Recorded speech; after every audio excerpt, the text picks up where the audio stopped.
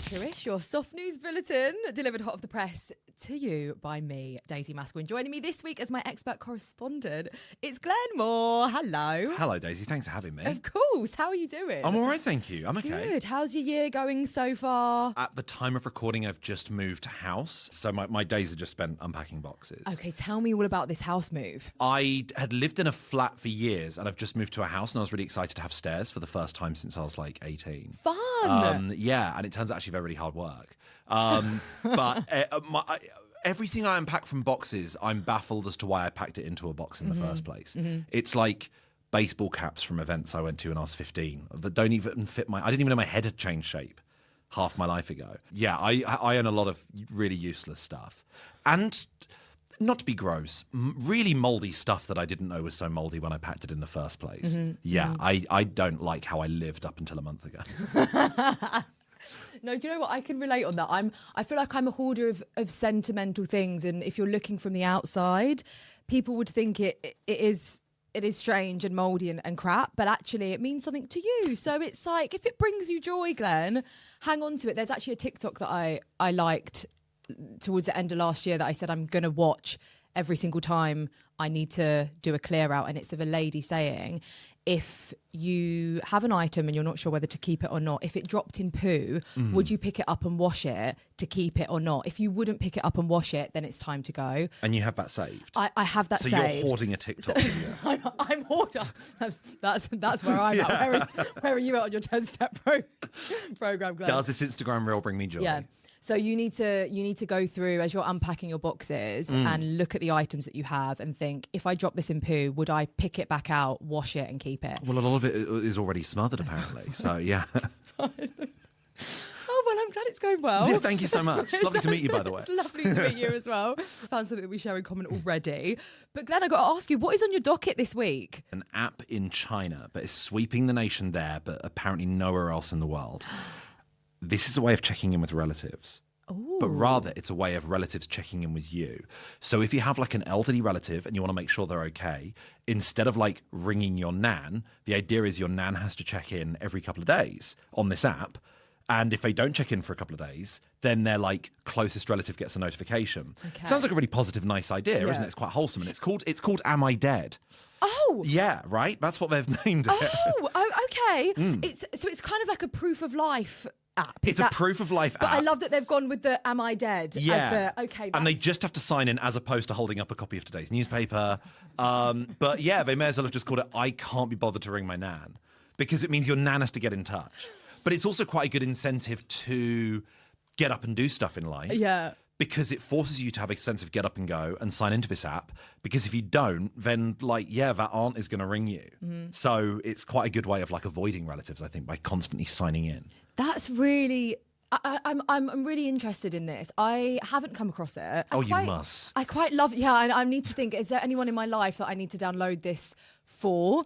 I quite like the fact that it kind of makes it feel like your nan's on parole. Yeah, and it's cheaper than an ankle tap. You know, there's something quite interesting in that. Love the name as well. Is it something that you would download in your life? How are you with like relatives and people in your life? Are you the person that checks in, or are you a bit of an avoidant? My wife is in a WhatsApp group with my parents that I'm not in. Okay. So I'm really bad at it, apparently. And that's just the quick one. I think I'm really good at keeping in touch with people, but it turns out by other people's standards, I'm absolutely not. Mm-hmm. I like it as an idea, and it means you can't leave people on red anymore. Yeah. Because they'll see like, well, you checked in. You checked into this location. Like how people used to mark themselves safe during an earthquake on Facebook. It's kind of that, but for every day. Would you use it? I would use it. So my grandparents aren't on this side anymore, so I wouldn't use it for them. I think those are only people I would use it for because they're old and I love them. Yeah. And I would always respond to their messages. But I can't say there's anyone else in my life that I would want to download that for and have that level of commitment to conversation. Oh, I meant like an unreliable friend. Do you know what I mean? Do you know what? I would say I'm probably the unreliable friend. And so there are probably many people in my life that would want me to download it so that I could check in every few days to show them proof of life. I think I am a little bit of a hermit. I can definitely sort of wormhole away for a few days. Is there a certain amount of time? I don't know whether you like to get out and about, but is there a certain amount of time you can go without seeing anyone or stepping outside the four walls of your home?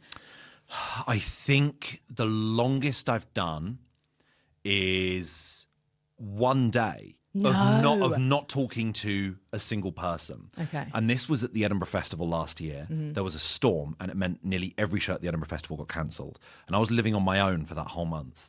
And I woke up that morning and was getting ready to do my show. Then I got a notification that the show was cancelled. So I thought, well, I'll stay in. And I was living by the sea. And I thought, well, it's way too windy to even go outside. So I stayed in. And it got to about 1 minute to midnight. And I just thought, I haven't said anything today. And just before midnight, I just went, hello, just to say anything. And it felt really sad. And then since then I've resolved to be like, gotta talk to people. Yeah, no, I get that. It's so funny because I think I'm someone that I love a chat and I love to be sociable and active, but I really do see that like social battery drain, and I need that moment of recharge before I get back out there in the world. Do you have this? I have a thing where since hearing the term social battery for the first time, mine has been draining.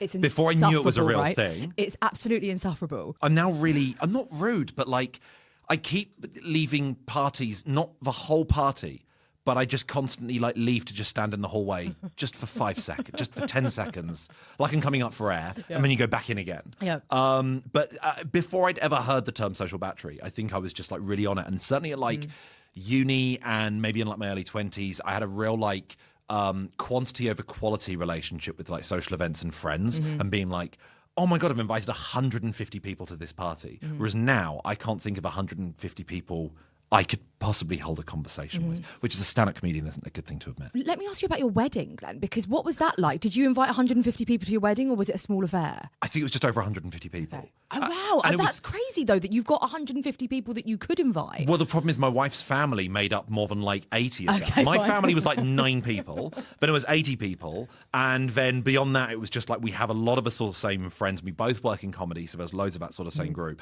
What it meant was there was loads of pressure because there were so many comedians in like the congregation. When it came to doing speeches, we felt under such pressure, myself as a stand-up and my wife as a comedy writer for TV, to make it entertaining for people. So instead of us giving speeches where we declared our love for each other, it ended up basically being a roast battle. That's really And we funny. said some really unpleasant things to each other. That's really funny. I feel like my father-in-law felt a real pressure to again do the same and tell jokes and stuff like that because, Phil Wang sat there or whatever. And I sort of get like a friend of mine sort of put it as like, yeah, you can sort of imagine sort of Victoria Beckham's dad desperately doing kick-ups because Pele's on table 6. It's kind of what it ends up feeling like. Oh, that's really fun. Are you an Irish Exeter? Do you like an Irish exit? No, I feel like it depends on the event. Like I'm very much whatever the opposite of that is with regards to saying hello. I like to really make it clear that I've arrived. Not that like I drive a car through the wall and I yell hello, but as long as you've definitely established that you're there. And A Sweet 16 entrance. a Sweet 16 entrance, exactly that. And then the next day will be sure to message the host or a crucial person there, a brilliant memory from the previous night, just so they know I was definitely there. But other than that, I just like, there's nothing worse than when you say hello, you say goodbye to someone at a party, and then you go to leave, and then you get caught talking to someone else. And then you catch eyes with the person you said bye to half an hour ago, and you see the sadness and hurt in their eyes of, oh, you weren't actually leaving, you were just leaving the conversation. You were just leaving me. Yeah, because I pride myself on being able to exit conversations quite well, in quite a polite way, I think. And I think usually you can just do that by you really make friendly eye contact with the person. You go, would you excuse me just 1 second? And that can mean anything. You could be going to the bathroom, you could be outside, you could just be going to grab something. Would you just excuse? And there's no commitment that you're coming back, but there's like a vague implication that you might. That's a really great tip. Gets you out of any situation. I really like that, Glenn, because it's almost like, when people sign off they've got like a signature that they sign off their emails with. Yeah. Like, hope this email finds you well. And I love the sassy ones. There's a... Best. Best, yeah, best. I do best. Best is horrible. I do best, sorry. exclamation mark, to be fair. No offense. Best is horrible.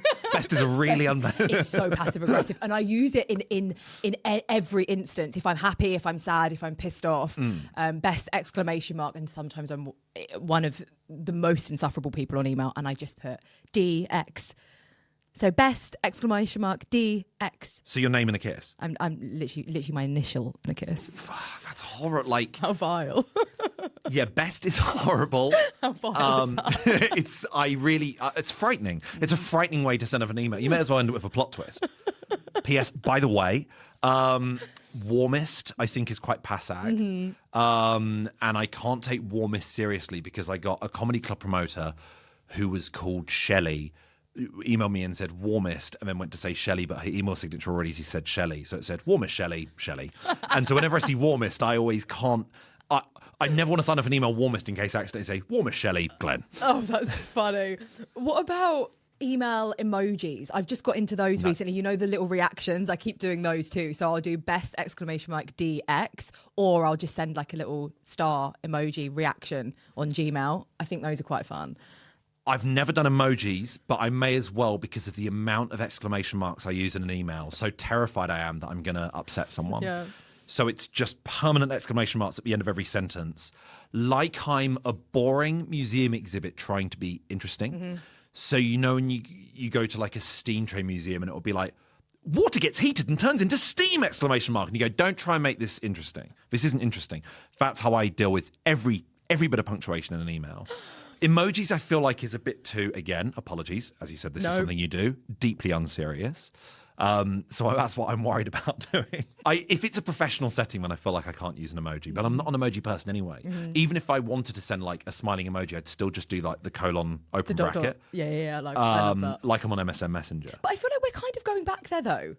Have you seen the price of iPod shuffles? They've skyrocketed. Glenn, people are getting just standard radios back in their kitchens to listen to music. I have a standard radio. So I think the colon bracket is... It's maybe coming back. You're somewhat trendy, Glenn. I got rid of so much stuff, so much like technology, like so much tech, CD players and stuff from 2005, because I thought stuff from the 70s has become collector's items. No one's ever going to be so stupid as to throw these things away now. So these will never be worth anything. So that's why I throw them away. And now, like, obviously I don't want an iPod, but occasionally, you know, when you stay in a hotel and then next to the bed, instead of an alarm clock, they've got an enormous iPod docking station. That's when I wish I had an iPod. That's the only time. I did like an iPod shuffle because there used to be those tiny little ones. Do you remember you would like clip them on? They'd be about... I only had the tiny one. Yeah, the nano one, which could hold just upwards of 100 songs. So I had the one that didn't even have the screen. It was you had a pager. You'd clip it on your lapel. Yeah. You had one of those singing birthday cards, essentially. A Walkman. Oh, dear. Have a little look into that app. How fascinating, and love the name. Am I dead? Like it's in the first person. Because you're the one who has to put the onus on other people.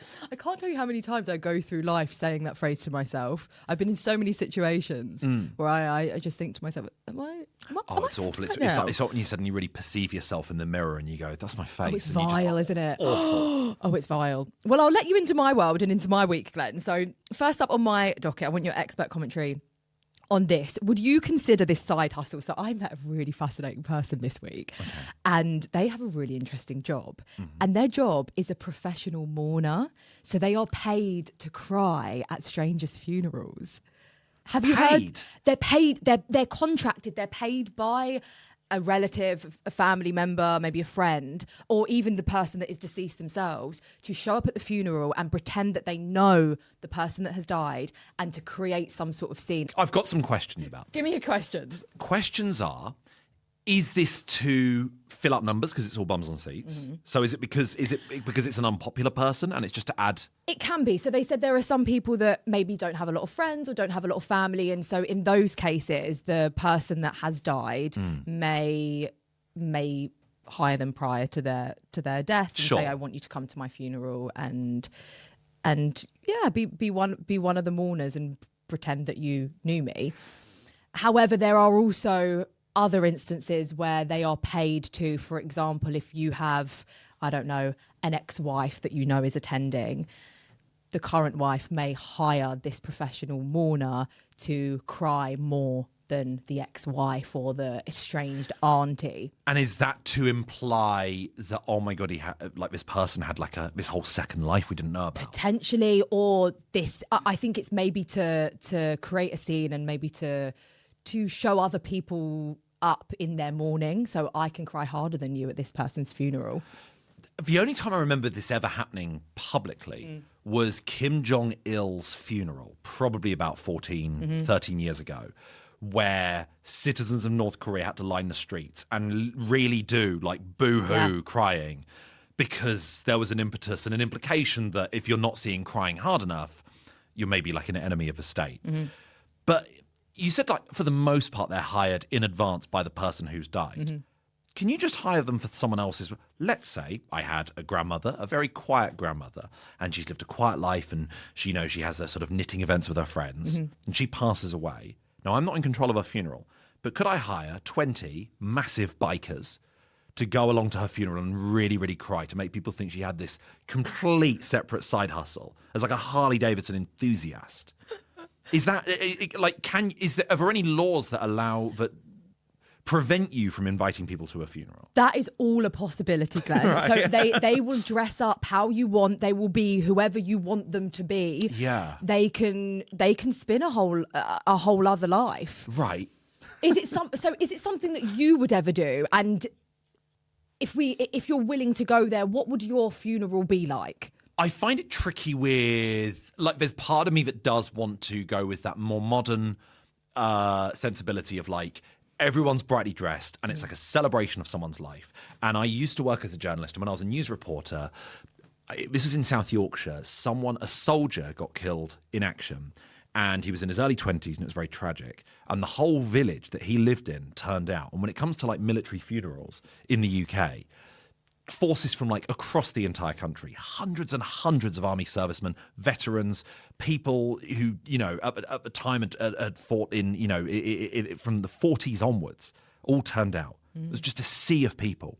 And because he was quite young, the funeral was like a celebration of life. And so for the people inside the funeral, and I was reporting on this funeral, so I stood outside the church. For the people inside the funeral, because it was a celebration, they were like, we don't want to pretend his favourite song was like Wind Beneath My Wings, because it isn't.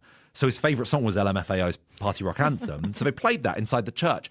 And inside the church, it sounded amazing because they had speakers outside and you could hear people dancing and cheering and listening to LMFAO. And that's amazing. But outside, no one knew what to do with themselves. So there were hundreds of like elderly service veterans with their hands clasped and their heads bowed as just wiggle, wiggle, wiggle, wiggle, wiggle, like played, bellowing across the countryside. And because of that, I'm like, kind of a fun funeral, because someone's going to feel awkward about it. And for us, it was hundreds of us. So I think I'd go like deadly serious, like really deadly serious. Fine. Yeah. Would you do a dove? I just don't know how you're meant to come across them. And also, like, doves must get bummed out that that's the one job they get asked to do. It just never really ever works out. There's nothing worse than all standing around. It's always at that moment where you've kind of just got over the crying. You're standing outside. What, you've been to funerals where this has happened? I've been to funerals with doves, and it's never gone to plan, Glenn. And it's like, this is the moment where we're going to set this person that we love so much free, and they open the cage and they throw it up, and it just like dies in midair or something. The tone is just completely off. No, I that is a wonderful story, and hilarious as well. And it is interesting because I guess with funerals you do have to think about how certain choices translate through the generations, because often there are many generations at a funeral. Have you ever seen? I'm going to bring you into a bit of a well because I feel like this is very much up my street and very indicative of the hole that I get into late at night. But have you ever seen any videos or any pictures of extreme embalming? No. Okay. And how did you? This is like so on my high up on there on my list of interests. Do you mind if I show you some pics? This is a process called extreme embalming. And this is very different, as you can imagine, from the standard funeral. So the deceased is... Glenn's just having a little look The caption of a photo being, Intriguing. Victor Perez Cardona's embalmed body sits at the driver's seat of his taxi cab. So they've driven a cab into the wedding. Yes. Oh my God, a guy called Renard Matthews was posed in his chair with an Xbox controller in hand, an open bag of one of his favourite snacks, Doritos, at his side. Having him with like an Xbox controller as well. You can't be playing Call of Duty at your funeral when you're dead because, like, not to get too into the weeds, but that's really going to affect his stats.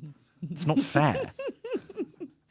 Is this something, I'm assuming this is something you've never seen and you'd never do, Glenn, but if you were to be embalmed in this way, Yeah. how would you be posed and what props would we be seeing? It has to be something like, I think it's made me a tiny bit sad that this guy who was a cab driver, for instance, obviously loved being a cab driver to the extent that, but like me completely dead holding a microphone, like tapping it like, is this thing on? I don't want to be at work on my one day off. Do you know what I mean? I do. So I think it would just be something I've never done before, but that would make people question, like, was he really into that? So it'd be me dressed like Liberace at a piano, like really flamboyant Las Vegas residency. Or maybe like in motion, if someone could put me on a large swing that then swoops over the audience. Oh my God. And it's a jump scare because they're not expecting it. That is absolutely insane. Yeah, that would be What would you do? That would be quite something. No one would ever forget that funeral. No, but the thing that's quite interesting about this is it obviously causes quite a scene, but it's there to be a spectacle, and it's almost there as a landmark that people then go up and interact with and take pictures with. But I like the fact that you want to do some sort of aerobic. Yours is kind of giving Beyonce, Mariah, where it's like, I'm here and I'm the spectacle, but don't touch me, don't come near. It's kind of giving meet and greet vibes in a way that is quite untouchable, which I think is because I am unattainable in that situation. It's iconic. Yeah, you can't see me. That's what it is. It's I don't know what I'd do. maybe you could get your like a sort of like a museum animatronic if you could get yourself animated. So you're like like one of those sort of Disney. Oh exhibits. yeah, Or when yeah. you go to like Hampton Court Palace or whatever. Yeah, and that- it'll be something sort of like I chop vegetables at Hampton. You know. Yeah, that would. Oh God, The head just turns like that. that's absolutely terrifying. Yeah, you know, I could see me. Maybe I a simple watching TV, me in my natural habitat. But then it looks like you've died in front of the television. Yeah, it does. This is the thing. And it looks like you need that Chinese app. Yeah, I it think she's does. just been sat. I think Daisy's just been sat in front of a TV. She needs to check in. They've just taken the set and moved it, moved it to the location. Yeah. God, that's quite sad. But how fascinating is that? I mean, I've never heard of that. I bet it's something that's only legal in certain areas Potentially. of the world. I bet you cannot do that in the UK. I think it's quite technical as well. So you obviously to pose a body in that way. Yeah. I think is quite. It takes quite a specialised skill. I would Once imagine. like stuff like rigor mortis and stuff like that probably makes it quite difficult. I Yeah. remember reading in like a tabloid newspaper, probably when I was like maybe 11 years old, just one of those very small 20-word articles, but it was saying that someone's mum had died maybe like 4 days before a wedding and she just couldn't bear the idea of her mum not being there. So her mum was just sat in the front. The dead mum was just sat in the front row. And I think that might have been in the UK. No. But they absolutely Weekend at Bernie's did. I'm not sure if they told I think they did tell the congregation. So everyone was just sat staring at because obviously, you know, if you're a parent, you're sat in the front row. So everyone's staring at the back of their head being like, I hope she doesn't tip over. Right? Oh my God. So sorry, hold on a second, God. Did anyone know she was dead? Like, did they report this to the funeral home? And the funeral I think home they said, said, and they said, you can check her out for the day. We just, yeah. And I tell you what, we'll do 2 for 1. Straight after the wedding, we'll do the funeral. So, you get a package deal. Well, finally, give me your thoughts on this, Glenn. This is a study that I came across this week. Researchers discovered that the more drunk you think you are, the more attractive you think you look. So I was reading the study where volunteers were given drinks. Some were alcoholic, some weren't. And then they were asked to rate themselves on looks, charm, and humour. Those who believed they were tipsy consistently gave themselves higher scores, even if they actually didn't have any alcohol at all. Interesting. Do you think you're hotter when you're drunk? Do you drink, first of all? I do, yeah. I see being drunk immediately as like a failing on my part in that sort of sphere where The second I can feel alcohol affecting me, I'm like, I've blown it. Everyone can tell. Everyone can tell. I must stink. I must smell of lager right now. I don't think I've ever... I think it says a lot that, for instance, like I've never had a drink before going on stage. Oh, really? Okay. There's... I think an attitude I have is one of, I'm worried I'd be better at my job, because you go, that's a really slippery slope. I don't want to go down that path. Yeah. But similarly, if there's ever been like a new material night where I've been less sort of like emotionally invested compared to something like Live at the Apollo, where you're like, this is the sharpest I ever want to be in my life mind-wise. If it's like a new material night, you're trying something out and it doesn't really matter as much. And if I've ever had like a pint or two before that, I can just feel like my tongue is bigger and I'll slip over like a couple of my words and I'm like, this is disgusting. I consider myself only purely disgusting when I'm drunk. So I would have marked myself like on a number lower than they had on that form. I don't trust that I would be. I mean, I know definitely in the past I would have been like more confident. Yeah. I don't think I ever went on a date where I was like stone cold sober by the end. Every daytime date I ever went on where you just go for a coffee, I always thought was dog shit. And I always thought I'd done really badly on the date. And I was like, this has been a meeting. Coffee dates are hard. The difficult thing with the coffee date is like, you've got a nice thing about a bad date is you can constantly sip in between thoughts and fuck, what are we going to talk about next? Yeah. Whereas with coffee, you can't be on your fifth coffee on a day. Like, you'll both get ill. So that's why it doesn't work. What do you think is your perception of yourself better after a drink? I think this is quite a universal girl thing. Again, it's another TikTok that I've got in the archive somewhere. Saving it for a rainy day. Saving it for a rainy day, saving it for a clear out. Where I think a lot of girls on a night, if you're on a night out and you've had a few drinks and you're at that point where you're sort of, you're more than tipsy, but you're not like crazy drunk.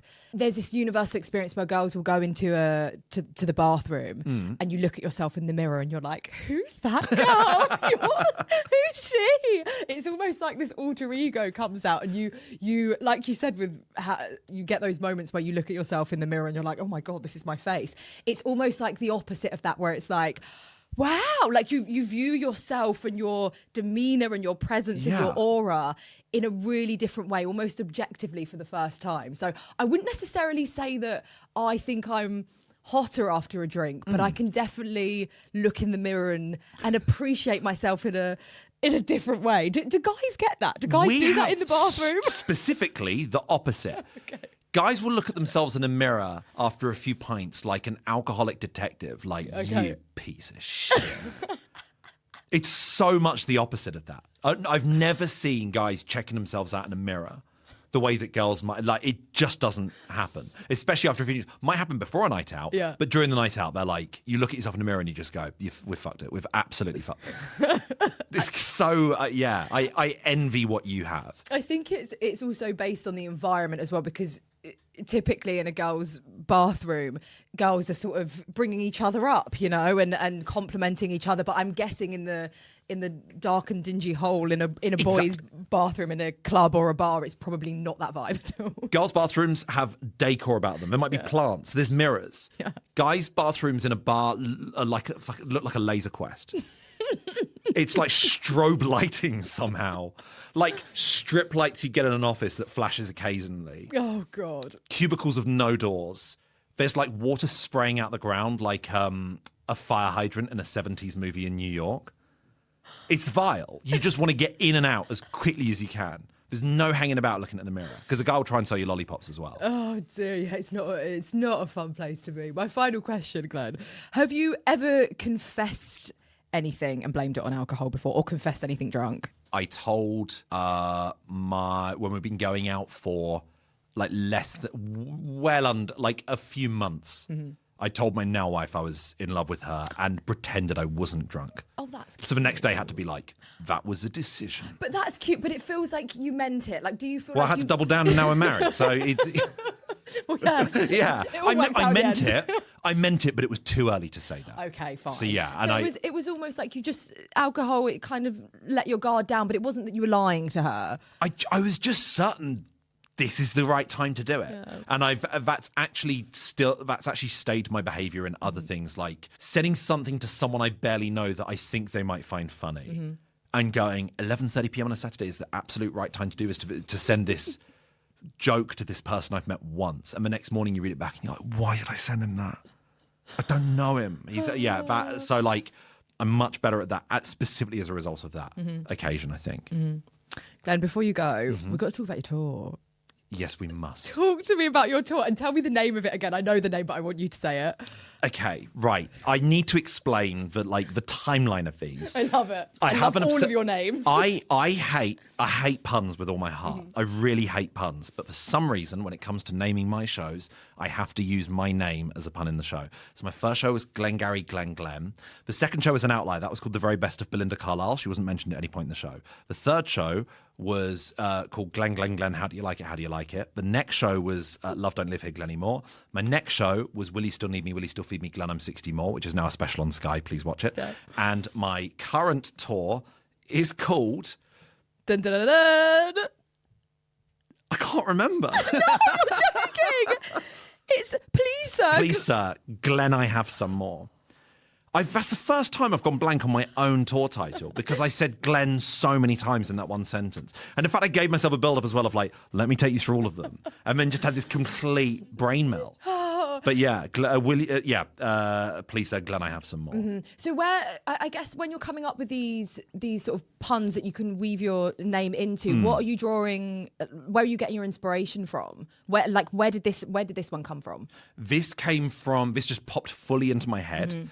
And also another comedian, Anya Magliano of Taskmaster fame, she, at a similar period in the year when I came up with this, she had a dream. She dreamt that title as well, specifically. Wow. So it was Please fate. say Glenn, I Have Some More. It was destiny. Yes. So it was like, well, I have to call the show this. If two comedians have agreed that this is a show title. It's seeing what rhymes with Glenn, what rhymes with more, and seeing what possible song titles or movie titles could do that. So maybe the next one will be like the Bee Gees' More Glenn a Woman, or Glenn the Moon Hits Your Eye Like a Big Pizza Pie, That's Amore. Then I'll have run out. Then you stop. Yeah. Then you retire. What can we expect from this tour, Glenn? I cram in too much into a show, so it's pretty relentless, and it's just jokes, and it's not like one-linery as such. It's like a storyline, but every single sentence is like a joke, and it all sort of connects together. And so it requires a lot of concentration, but I just really like being silly, and I think it's because I used to work as a journalist and I was constantly having to report on like the most serious stuff and being so up to date with the big social and political issues of the day that I always wanted to write comedy that was just not that and was just take your mind off things for a couple of hours sort of thing. So it's just jokes and it's just being stupid. What a review. What a review. Myself. No, it sounds fantastic, and definitely go and see him. It's been great, Glenn. Thank you so much. Thank you so much.